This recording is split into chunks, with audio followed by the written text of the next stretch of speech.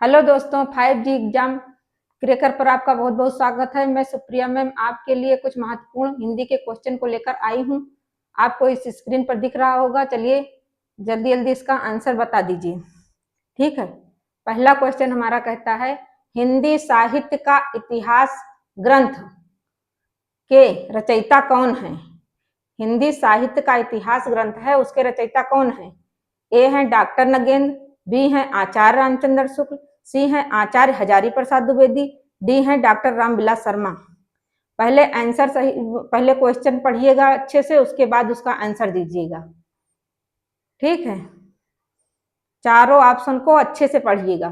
Question पहले, उसके बाद चारों ऑप्शन को अच्छे से पढ़िएगा, उसके बाद उसका आंसर दीजिएगा। आया? बताइए जल्दी जल्दी। इसका आंसर है बी, आचार्य रामचंद्र शुक्ल। ठीक है, हिंदी साहित्य का इतिहास के रचयिता हैं आचार्य रामचंद्र शुक्ल। ठीक है, दूसरे क्वेश्चन पे हम आते हैं। प्रश्न नंबर 2 हमारा कहता है भक्तमाल के रचयिता कौन है। ए प्रियादास, बी नाभादास, सी अग्रदास, डी अनंतदास। अच्छे से क्वेश्चन को पढ़िएगा, उसके बाद चारों ऑप्शन, फिर उसके बाद आप बताइएगा। जल्दी जल्दी पढ़िए, स्पीड भी थोड़ी तेज होनी चाहिए पढ़ने की। भक्तमाल के रचयिता हैं नाभादास।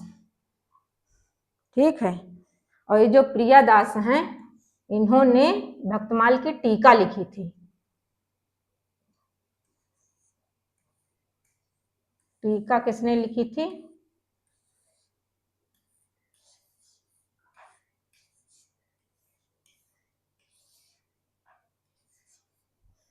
प्रियादास ने। ठीक है, प्रियादास ने क्या लिखी थी? भक्तमाल की टीका।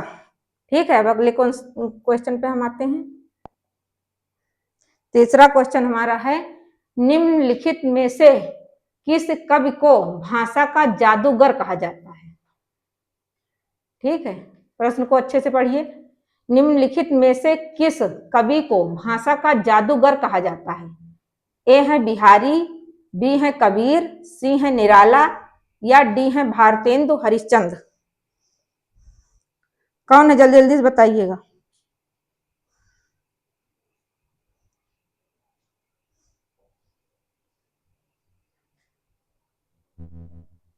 बच्चा 3 का ए सही हो जाएगा। बिहारी हैं, इन्हीं को भाषा का जादूगर कहा जाता है। ठीक है, चौथे क्वेश्चन पे हम आते हैं। ये चौथा क्वेश्चन हमारा है, आपके सामने स्क्रीन पे दिखाई पड़ रहा होगा। आप पहले क्वेश्चन पढ़िए, फिर ऑप्शन पढ़िए, उसके बाद आंसर दीजिए। पृथ्वीराज रासो का सर्वाधिक प्रमाणिक रूप किसके संपादन में प्रकाशित माना जाता है। ए है श्याम सुंदर दास, बी है माता प्रसाद गुप्त, सी है रामचंद्र शुक्ल, डी है नंद दुलारे वाजपेयी। ठीक है, चौथा क्वेश्चन है, कौन माना था? प्रमाणिक रूप से किसने संपादन किया था, प्रकाशित माना जाता है। सर्वाधिक प्रमाणिक रूप किसके संपादन में प्रकाशित माना जाता है, किसके संपादन में है ये है माता प्रसाद गुप्त के संपादन में। ठीक, अब हम अगले क्वेश्चन पे चलते हैं। प्रश्न नंबर 5 है, ये कह रहा है निम्नलिखित में से कौन सी रचना सूरदास की नहीं है।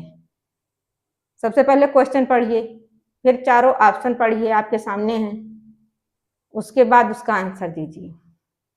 कोई जल्दबाजी में गलत करने की जरूरत नहीं है। ठीक है, ए है सूर सागर, बी है सूर सारावली, सी है साहित्य लहरी, या डी है विनय पत्रिका। कौन सी इसमें पूछा है नहीं है सूरदास की? 3 इसमें है, एक नहीं है। कौन सी नहीं है? विनय पत्रिका, इसलिए डी वाला सही हो जाता है। विनय पत्रिका किसकी रचना है? यह है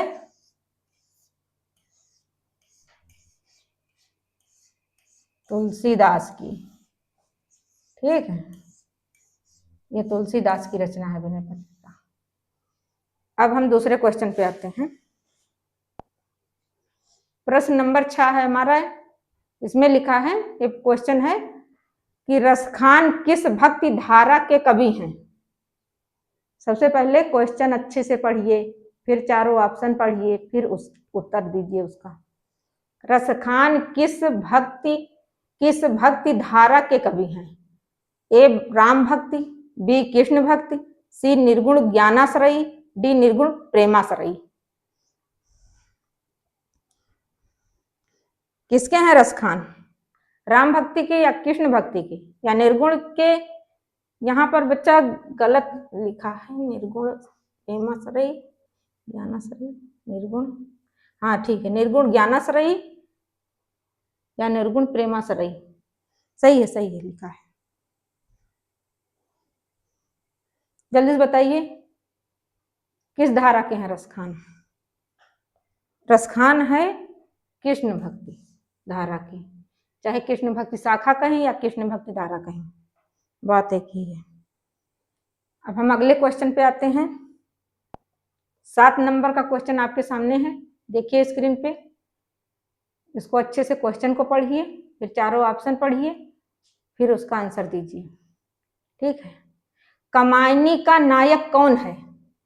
प्रश्न कहता है कमायनी का नायक कौन है, श्रद्धा, मनु, ईड़ा या कुमार। जल्दी जल्दी आंसर दीजिए पढ़ के।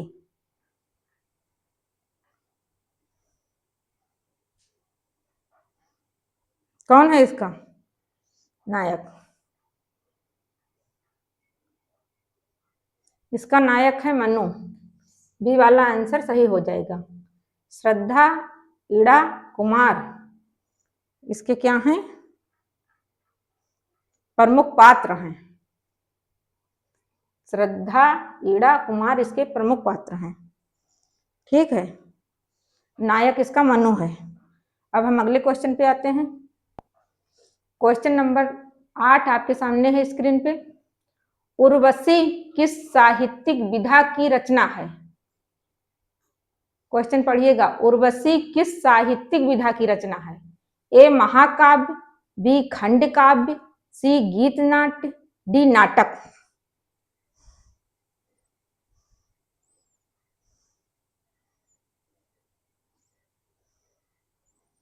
उर्वशी किस साहित्यिक विधा की रचना है, बताइए जल्दी। यह है गीत नाट्य। और यह है किसका गीत नाट्य, उर्वशी किसका गीत नाट्य है। यह है राम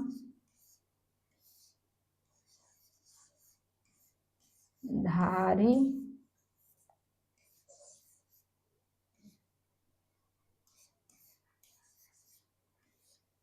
सिंह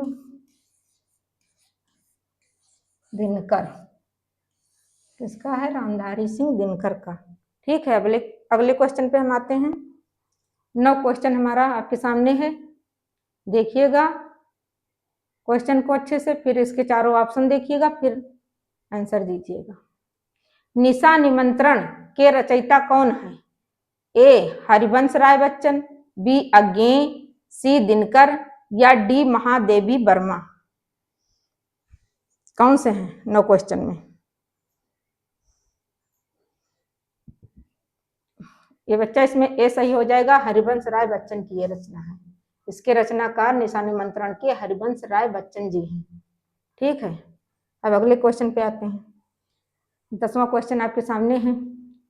अंधेर नगरी किस विधा की रचना है।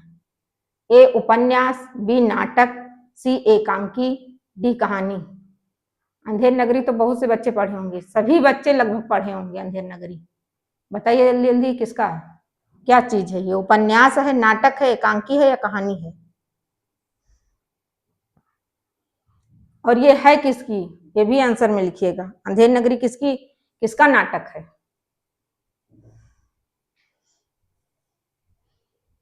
बच्चा ये नाटक है।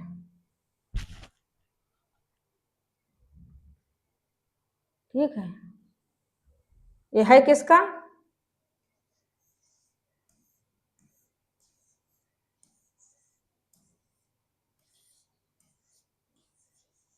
भारतेंदु।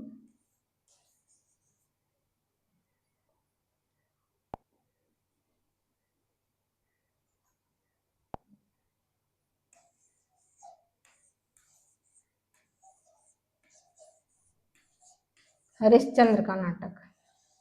किसका नाटक है? अंधेर नगरी भारतेंदु हरिश्चंद्र का। ठीक है, अगले क्वेश्चन पे हम आते हैं। 11 नंबर का क्वेश्चन आपके सामने है। गजानन शब्द का समास है, मतलब गजानन में कौन सा समास है? ए कर्मधारय, बी बहुव्रीहि, सी द्विगु समास या डी अव्ययी भाव समास। कौन सा समास है?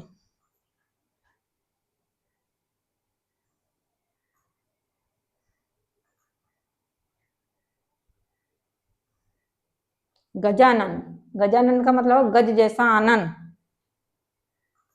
जिसका मुख हाथी के जैसा हो। इसमें कौन सा हो जाएगा? बी ऑप्शन हमारा बहुब्रीहि समास होगा। ठीक है, अब अगले क्वेश्चन पे हम आते हैं। 12 नंबर क्वेश्चन आपके सामने है। त्रिलोचन शब्द का समास है।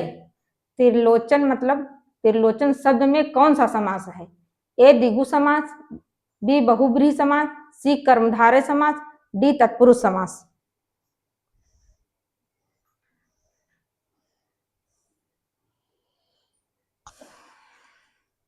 कौन सा है? जल्दी जल्दी बताइए। इसमें भी बहुव्रीहि समास है, बी वाला ऑप्शन सही हो जाएगा। ठीक है, जिसके 3 नेत्र हों। अगले क्वेश्चन पे हम आते हैं। 13 नंबर क्वेश्चन आपके सामने है। पढ़िए क्वेश्चन आराम से, उसके बाद ऑप्शन पढ़िए, उसके बाद इसका आंसर दीजिए और सही दीजिए। प्रतिदिन में कौन सा समास है? ए तत्पुरुष, बी अव्ययी भाव, सी द्वंद्व, डी बहुब्रीहि। ठीक है, प्रतिदिन में कौन सा समास है? इसमें प्रति उपसर्ग लगा भी हुआ है। उपसर्ग जिसमें रहता है कौन सा समास होता है? बी ऑप्शन अव्ययी भाव समास। ठीक है, अब 14 नंबर क्वेश्चन पे हम आते हैं। देखिए आ गया 14 नंबर का क्वेश्चन आपके सामने। पढ़िएगा, फिर इसको बताइएगा, हमको आंसर इसका दीजिएगा कमेंट में। निराश शब्द में उपसर्ग है। ए नी, बी निर, सी निह, डी अन। कौन सा है इसमें? निराशा में इसमें निर समा निर उपसर्ग है। ठीक है, निर प्लस आशा, निराशा। ठीक है, इसमें निराशा शब्द में उपसर्ग है निर। इसमें निर ऐसे लिखा जाएगा, फिर प्लस, फिर आशा। निर प्लस आशा, ये उपसर्ग निकल आया निर, ये मूल शब्द हो गया आशा। आस या आशा।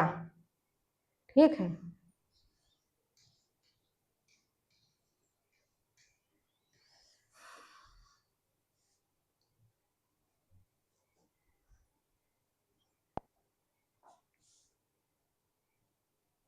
क्या हो गया इसमें? निराशा, निर उपसर्ग है। ठीक है,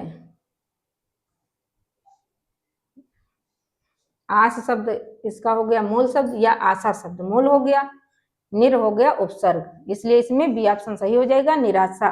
निर उपसर्ग है इसमें। ठीक है, अगले क्वेश्चन पे हम आते हैं। 15 नंबर का क्वेश्चन आपके सामने है स्क्रीन पे। दुर्गम शब्द में उपसर्ग है, बताइए। ए कहता है दु, बी कहता है दुर, सी कहता है दुह, या डी कहता है दुर। ठीक है, बताइए जल्दी जल्दी।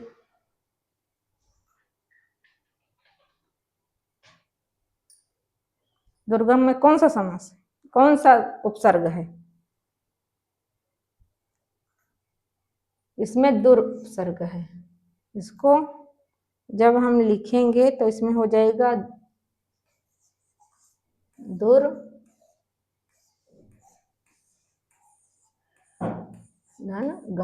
दुर्गम मिला के बन जाएगा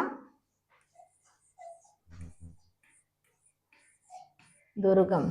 ठीक है, अब अगले क्वेश्चन पे हम आते हैं। क्वेश्चन नंबर 16 आपके सामने है। 16, अभ्यर्थना शब्द में कौन सा उपसर्ग है? ए कहता है अभि, बी कहता है अभ्य, सी कहता है आ, डी कहता है प्रति।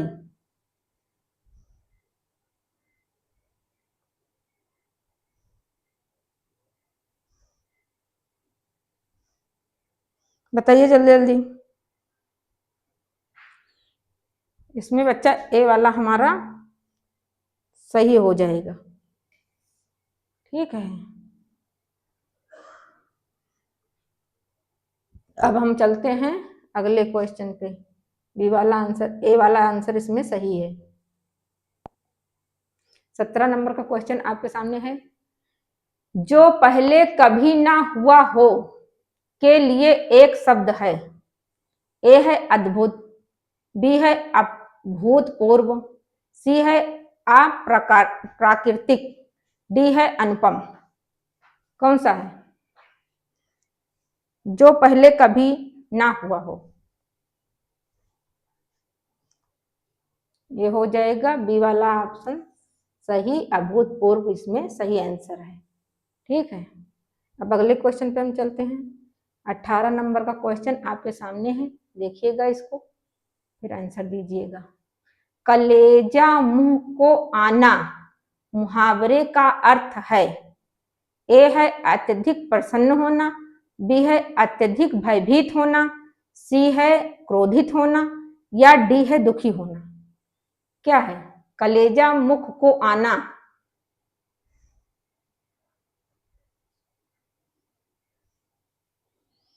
क्या हो जाएगा इसमें?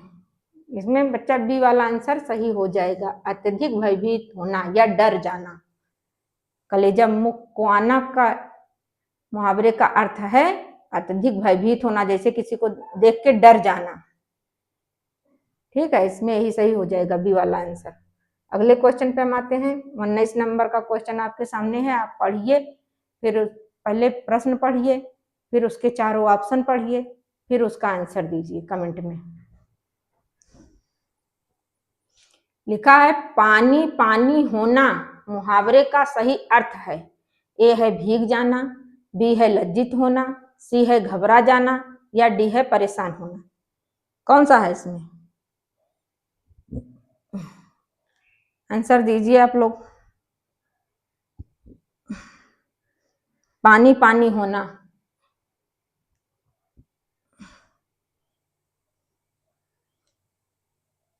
इसमें है लज्जित होना। ठीक है, बी वाला आंसर सही हो जाएगा। अब आज के दूसरे क्वेश्चन पर, ये आज का आखिरी क्वेश्चन है आपके स्क्रीन पर, इसको सही से पढ़िए, फिर उसके बाद इसका आंसर दीजिए। प्रश्न कहता है निम्नलिखित में से कौन सा शब्द तत्सम है?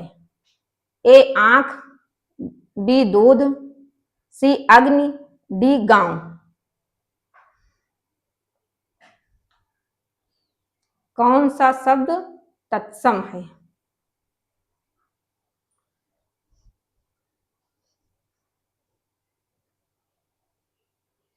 कौन सा है? इसमें अग्नि है। ठीक है, सी वाला आंसर सही हो जाएगा। ये है तद्भव शब्द है। ये तीनों हैं तद्भव। ये वाला आंसर हमारा सही हो जाएगा। ठीक है बच्चा, बहुत धन्यवाद दोस्तों आप लोगों को जो इतनी देर तक आप जुड़े रहे।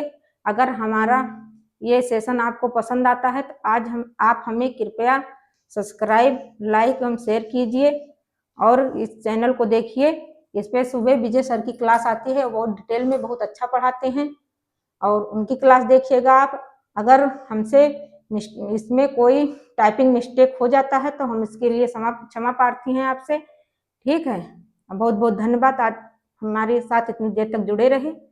ठीक है बच्चा, चल रहे हैं।